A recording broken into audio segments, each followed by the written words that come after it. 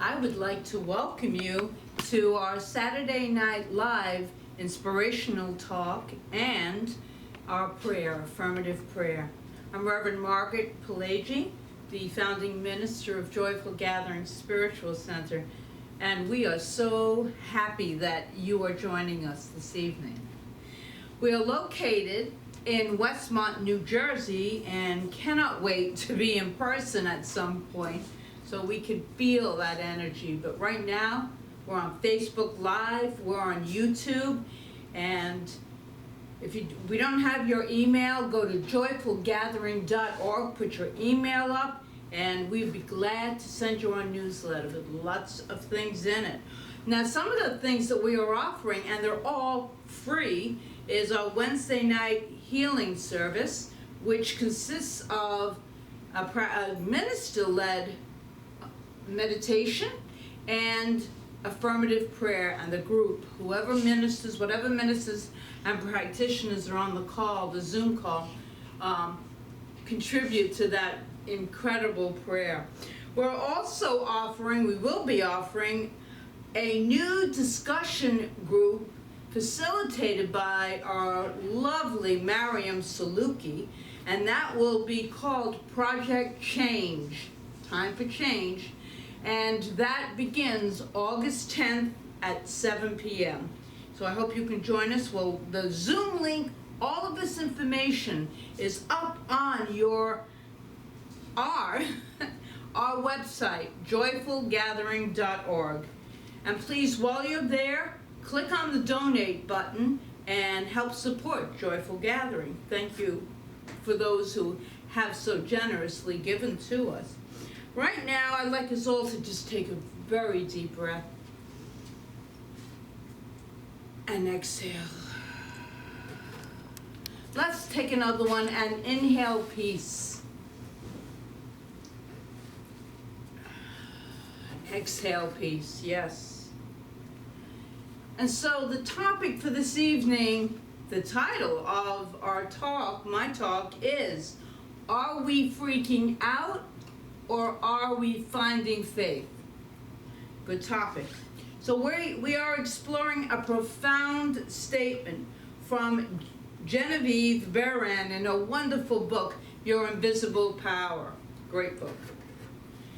She writes this: as you grow in understanding as to who you are, where you came from, and what the purpose of your being is, and how you are about to fulfill the purpose for which you have been intended, you will become a more perfect center through which the creative spirit of life can express.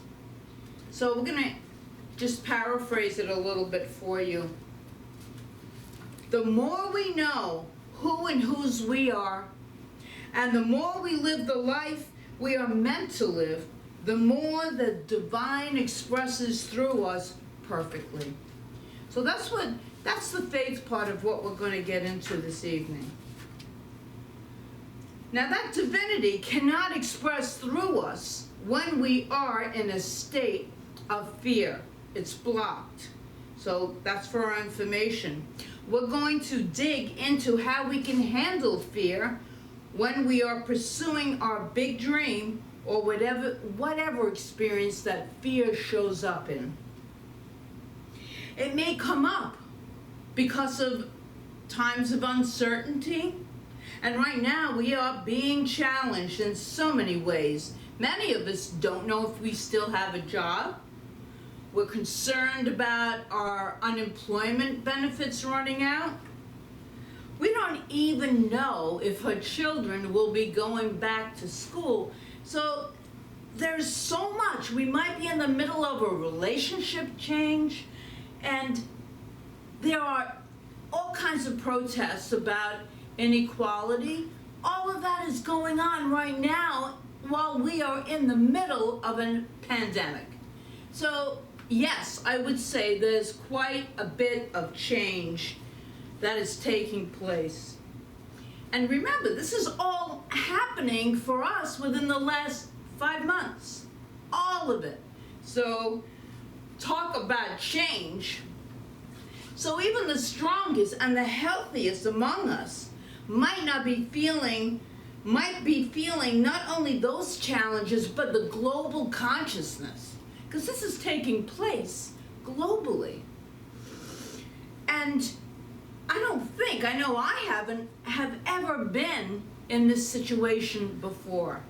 This is all new to most of us. However, at the same time, all of this feeling like turmoil and uncertainty is taking place, there is something and some place we can turn. There is that within us that is the only true reality that exists. It's changeless. It never is altered or is uncertain. One eternal truth, and that is that there is one power, one perfect energy that is flowing through us, expressing as us, guiding us in every situation. It is the power of God, the infinite energy, divine love. What you call it is not as important as your awareness of it. That is the most important part of our spirituality. So the question of the day is, when fear hits, are we freaking out or are we finding faith? At every moment, we have a choice of how to respond to life. But when life shifts and a big fear hits, it often appears that we do not have a choice at all. Rather, that fear just grips us and we automatically freak out. The truth is that even a seemingly automatic response is still a choice. It's still a choice. So how do we choose to find faith in the middle of a freak out? I think it has to do with how we look at fear. And I want to spend a couple of minutes looking at 3 types of fear. 2 of them are actually benefit us. They're very helpful. And 1 of them does not. The first kind of fear is innate in us. It's genetic. It's so we stay alert and aware of the environment. It's there to enable us to kick it into gear when we see a saber-toothed tiger hiding in the bushes. It's called primal fear. Primal fear keeps you alert and ready to spring into action. Do you want that kind of fear? You bet. You bet you do, because when you need it, that's when you want it. And that's the first kind of fear.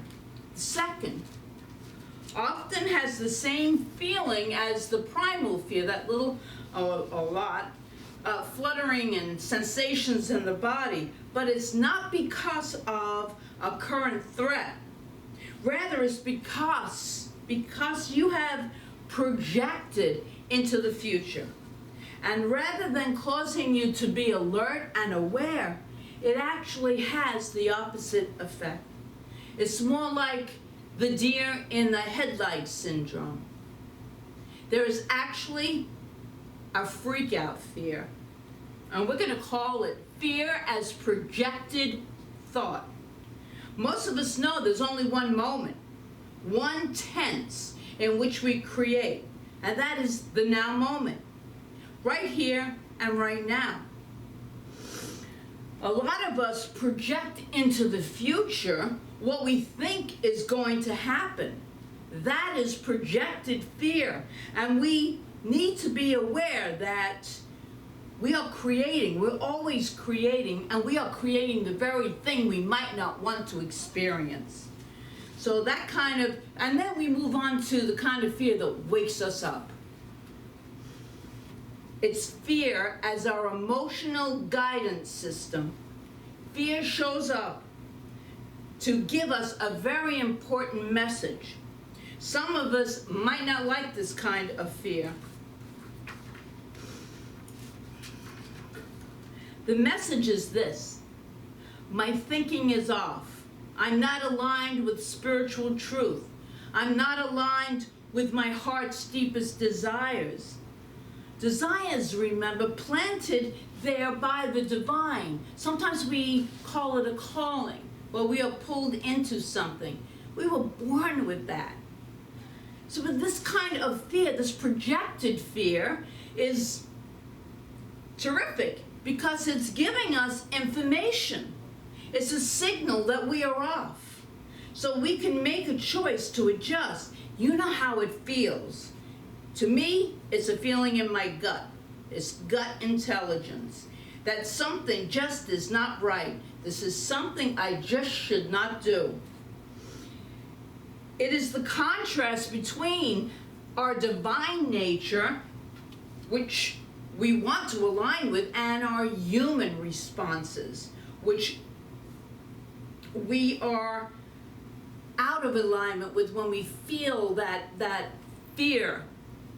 And the important thing to remember is and this is the part you may not like, that we feel the fear, we look it in the face, and we move in the direction that feels right to our bodies. Because our bodies are filled with intelligence, and they really guide us if we but listen to them. As we face the fear and use it to show us where our thinking is off, we just might have strayed away from the one fundamental premise on which our spiritual paths are based. And that's this: there is one power, one presence, one source of all that is, and it is as near as our hands and feet, as close as our breath. It is now, was before, and always shall be there for us, if we learn to turn within and understand it, be aware of it. Remember this: God has not changed his mind about you. You are his beloved child, to whom he is well pleased. The problem is that we change our minds about God, or whatever you call the infinite, spacious undercurrent that flow in our life within us. We turn away, but Source never turns away from us. It is always waiting to give us. This is developing the faith that we need to get through fear. We can still turn and decide that we have faith in this presence, this power, and this one source. And it's the one source of all of our good in every kind of shape and form that it appears in. Some of us believe that if there is a loving intelligence, then everything should always go my way, right? This, my friends, is a rookie mistake. It's not how the law of creation works.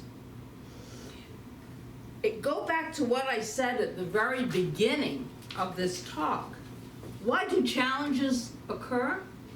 So that we can learn how to create a happier, more fulfilling life. That's what, even in the middle of all of this, we can still have that choice to do it. Change is going to happen, no matter what, good or bad. It always happens. And it's how we respond to the change that makes all the difference in the outcome. Which makes us a more perfect center through which the creative spirit, the divine intelligence, can be available to each and every one of us.